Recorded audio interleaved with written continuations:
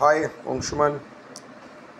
রাত 11টা বলেছিলাম যে প্রজেক্ট ম্যানেজমেন্ট নিয়ে কিছু কনসেপ্ট শেয়ার করব সিরিয়াল। কেন জানেন, বিভিন্ন প্রজেক্টে যখন আমি দেখতে যাচ্ছি, প্রজেক্টগুলোকে সুপারভাইজ করতে যাচ্ছি, দেখছি যে ভালো সুপারভাইজার কিন্তু নেই মানে তাদের যে কাজ করার ইচ্ছে নেই এরকম নয়, নলেজের একটা ঘাটতি দেখতে পাচ্ছি।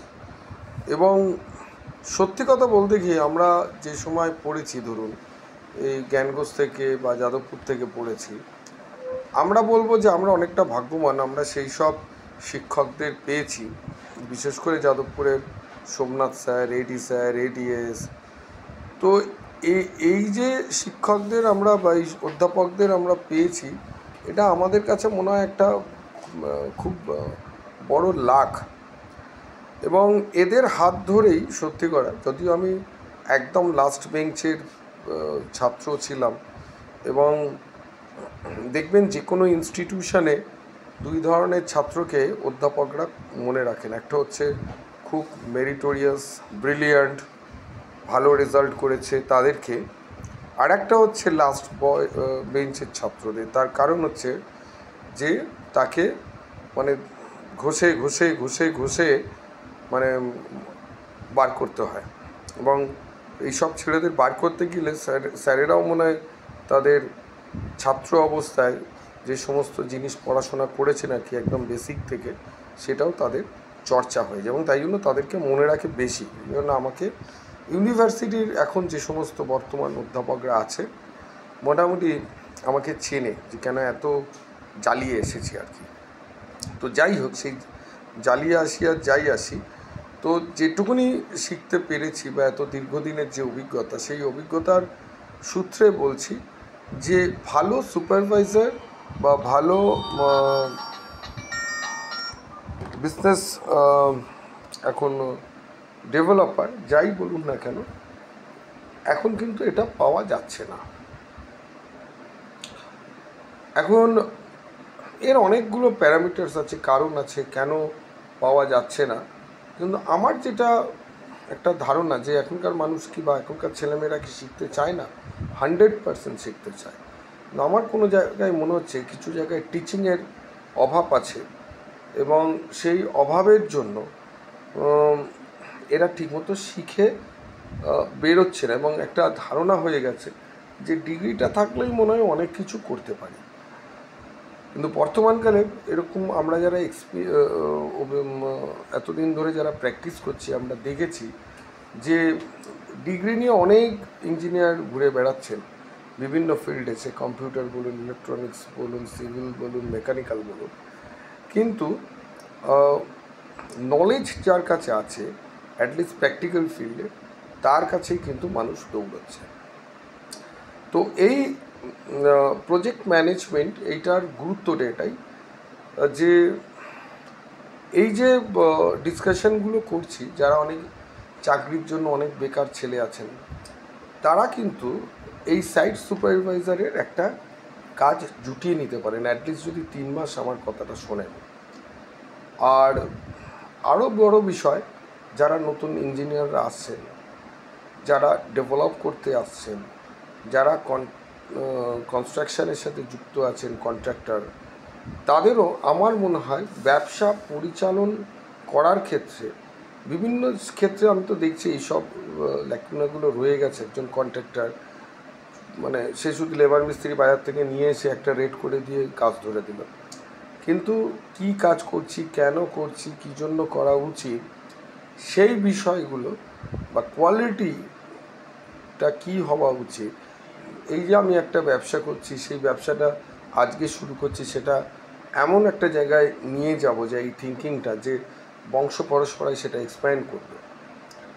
তো এইটা একটা কিন্তু বড় বিষয়। তার জন্য এই প্রজেক্ট ম্যানেজমেন্ট, টোটাল জিনিসটা যদি ম্যানেজমেন্ট ঠিক না হয়, আমি একটা বিরিয়ানি রান্না করতে যাচ্ছি, আমার কাছে চাল আছে, আলু আছে, মাংস আছে, এভরিথিং সব কিছু আছে, মশলা আছে, কিন্তু বিরিয়ানিটা করতে গিয়ে দেখা গেল যে আমি ঠিকমতো রান্নাটা করতে পারলাম না, ঠিক সময় ঠিক ঠিক জিনিসগুলো দিলাম না, বা একটা লেজিনেস বা সুপারভিশনটা ঠিক করলাম না, সেটা আর বিরিয়ানি হলো না, একটা ফ্যানে বাতে মাংস দিয়ে একটা জিনিস হয়ে গেল।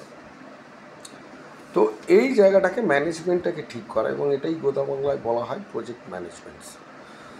তো রিসেন্টলি লেসন টুব্রোর চেয়ারপারসন তিনি একটা এই আক্ষেপ করেছিলেন যে ভালো সুপারভাইজার বা ইঞ্জিনিয়ার, মানে ফিল্ডে দাঁড়িয়ে কাজ করানোর একটা তার যে ম্যানেজমেন্ট, সেই ধরনের মানুষ কিন্তু এখন পাচ্ছে না। এর ফলে প্রজেক্ট, যেমন তারা বড় প্রজেক্ট নিতে এখন যেমন ভয় পাচ্ছেন, বড় প্রজেক্ট তাদের একটা স্ট্যান্ডার্ড আছে, যেহেতু লার্সেন টুব্রোতে আমি কয়েক মাস কাজ করেছিলাম, আমি দেখেছি যে ওরা একটা স্ট্যান্ডার্ড প্রোটোকল মেনটেন করে, সেই প্রোটোকল মেনটেন করে একটা জবকে এক্সিকিউট করার মতো তাদের ছেলে মেয়ে ঠিকমতো পাচ্ছে না। তো বিষয়টা এইখানেতে যে এই প্রজেক্ট ম্যানেজমেন্ট, এই যে বিষয়টা, এটা যদি আমরা ঠিকঠাক মতো প্র্যাকটিস করি, নট অনলি ফর আমাদের সিভিল ইঞ্জিনিয়ারিংয়ে লাগবে, এটা each and the every field of over the life, আমাদের জীবনের পথ চলতে গেলে প্রত্যেকটি জায়গায় এই ম্যানেজমেন্টটা কিন্তু আমাদের লাগবে। তো প্রজেক্ট ম্যানেজমেন্টের মোটামুটি এই একটা ইন্ট্রোডাকশন আমি দিলাম। তো আমরা আমাদের আলোচনাটা কনফাইন করব বিভিন্ন ইঞ্জিনিয়ারিং প্রজেক্ট নিয়ে, আরও এটাকে যদি ছোট করে আনি রিয়েল এস্টেট ফিল্ড, যেখানেতে একটা বেকার ছেলে উচ্চ মাধ্যমিক যদি পাস করে থাকেন, সে কিন্তু একটা ছোটোখাটো চাকরি এটা থেকে করতে পারবেন এবং নিজের জীবন জীবিকা খুব ভালোভাবেই চালাতে পারবেন। কেন রিয়েল এস্টেট বুমিং, এবং এটা চিরকাল বুমিং থাকবেই। হ্যাঁ, যারা 10 কোটি টাকার ফ্ল্যাট বানাচ্ছেন বা 2 কোটি টাকার একটা ফ্ল্যাট বানাচ্ছেন, সেই দামটা হেরফের করবে, কিন্তু মিডিওকার পিপল, নিডি পিপল, ঠিক আছে, যাদের কাছে ফ্ল্যাটটা লাক্সারি নয়, যাদের কাছে ফ্ল্যাটটা হচ্ছে একটা আশ্রয়, সেই ধরনের ফ্ল্যাট যারা বানাচ্ছেন, ঠিক আছে, এগুলো অবশ্য ছোট গ্রুপেও বানাচ্ছে, মার্লিন গ্রুপ ছোট ফ্ল্যাটও বানাচ্ছে, আবার বড়ও বানাচ্ছে। তো এই নেচারের যে ফ্ল্যাট, এখানে একটা ডিমান্ড কিন্তু এক্সিস্ট করবে। সুতরাং কাজের অভাব কোনো দিনই এই ফিল্ডে কিন্তু থাকবে না। যেটা ফ্লাকচুয়েট করে সেটা হচ্ছে হাই রাইজ বিল্ডিংগুলো, যেগুলো হাই রেট, যেগুলো লাক্সারি বিল্ডিং, লাক্সারি বাংলো, সেইগুলো আপনার ফ্লাকচুয়েট করবে, যেন সেটা মার্কেট ইকোনমির ওপর ডিপেন্ড করে। আমি লাক্সারি করব যখনই টাকাটা আমি স্পেন্ড করব, আমি দেখে নেব আমার রোজগারটা কতটা আছে। তো যাই হোক, এই জিনিসগুলো পরবর্তীকালে অবশ্যই আলোচনায় আসবে। তো আজকে যেটা হচ্ছে প্রজেক্ট ম্যানেজমেন্ট, যে একটা প্রজেক্টে চালাতে, যদি একটা মাঝারি সাইজের একটা হাউজিং প্রজেক্ট হয়, ধরুন 12 তলা করে 10টা বিল্ডিং হচ্ছে, তাদের বিভিন্ন অ্যামিনিটিস সেখানে আছে ধরুন, তো এটাকেই স্ট্যান্ডার্ড করেই আলোচনাটা করব যে কী কী করা উচিত, কী কী করা উচিত নয়। তো এই 12 তলা করে 10টা বিল্ডিং যদি হয়, বুঝতেই পারছেন একটা মোটামুটি একটা মাঝারি সাইজের একটা হাউজিং প্রজেক্ট আমরা বলতে পারি। এবং এখানেতে আমাদের আলোচনাটাকে আরও যদি নির্দিষ্ট একটা প্রেক্ষাপটে যদি করি, তাহলে আপনাদের বলতে পারি এই প্রজেক্টগুলোতে আমাদের যে বিল্ডিংগুলো তৈরি হবে, সেখানে এলআইজি, এমআইজি এবং হাই ইনকাম গ্রুপ, বাংলো, এই ধরনের প্যাটার্ন নিয়ে ধরুন একটা হাউসিং প্রজেক্ট হচ্ছে। আর বিভিন্ন অ্যামিনিটিস সেখানে থাকতেই পারে, সেটা হচ্ছে যে লেক, ন্যাচারাল লেক থাকতে পারে, সুইমিং পুল থাকতে পারে, এবং আপনার কমিউনিটি হল এইটাগুলো থাকতে পারে, প্লেগ্রাউন্ড থাকতে পারে, যত মডার্ন অ্যামিনিটিস গালভরা নাম নিয়ে বিভিন্ন অ্যাক্টিভিটিস থাকতে পারে। এই ধরনের একটা প্রজেক্টকে, যেখানে ধরুন প্রায় কোটি কোটি টাকার ইনভেস্টমেন্ট আছে, তো সেই জায়গাতে প্রচুর লোকের আপনার দরকার হয়।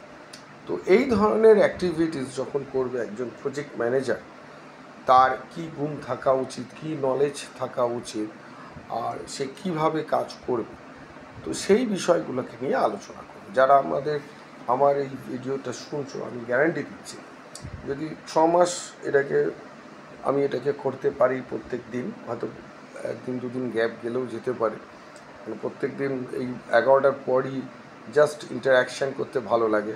ওই রাত্রির 11টার পর অনেক সময় হয় কি যে কিছু কিছু ডিজাইনও হয় যে মাথার মধ্যে ঘুরপাক খায়, তখন সেখান থেকে বেরিয়ে আসা আমি চেষ্টা করি ওই কাজ থেকে বেরিয়ে আসতে, তাহলে পরের দিন সকালবেলা ওই কাজে ঢুকতে সুবিধা হয়। তো সেই জায়গাগুলোতে হয়তো কোনো দিন গ্যাপ থাকতেই পারে। মা এতদিন অসুস্থ ছিলেন, মায়ের জন্য টাইম টেবিল আমার ঠিক থাকতো না। তো মায়েরও এটা একটা ইচ্ছে ছিল যে একটা কনস্ট্রাকশনস আমরা নিজেরা বানাবো, রিয়েল এস্টেটে আমরা নামবো।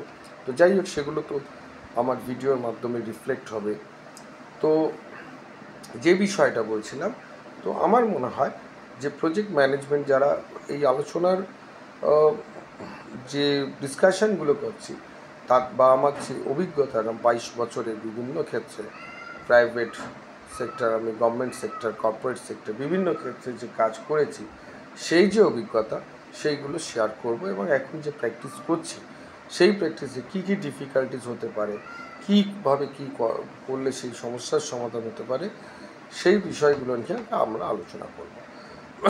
তো এটা সব স্তরের মানুষ, যিনি মনে করবেন যে আমি কনস্ট্রাকশনে নামবো, যিনি মনে করবো আমি রিয়েল এস্টেটে নামবো। তো এই রিয়েল এস্টেট ফিল্ডে অনেকগুলো সাব ফিল্ড আছে, যেখানে কিন্তু যদি ভালো করে প্রথমে সেখানে কাজ করার পর নিজে বিজনেস করার একটা স্কোপ আছে। এবং এখান থেকে আপনার জিরো ক্যাপিটাল নিয়ে এখান থেকে ব্যবসা শুরু করা যায় এবং আনলিমিটেড ক্যাপিটাল আপনি তৈরি করতে পারেন। এটাই হচ্ছে রিয়েল এস্টেটের একটা বড় গুণ। কিন্তু এটা মাথায় রাখতে হবে, আপনাকে ক্যালকুলেটেড মানে রিস্ক নিতে হবে, আর মডার্ন টেকনোলজির সাথে নিজেকে পরিচিত হতে হবে। এই বিষয়গুলোকে কিন্তু মাথায় রাখতে হবে। তো প্রজেক্ট ম্যানেজমেন্টের গুরুত্বটা কতটা এবং কী তার আউটপুট সেটা কিন্তু আশা করি আপনাদের আমি বোঝাতে পেরেছি। তো আজকে এই অবধি, কালকে শুরু করব ডিরেক্টলি প্রজেক্ট ম্যানেজমেন্টের যে সেকেন্ড সেক্টর নিয়ে। Thank you.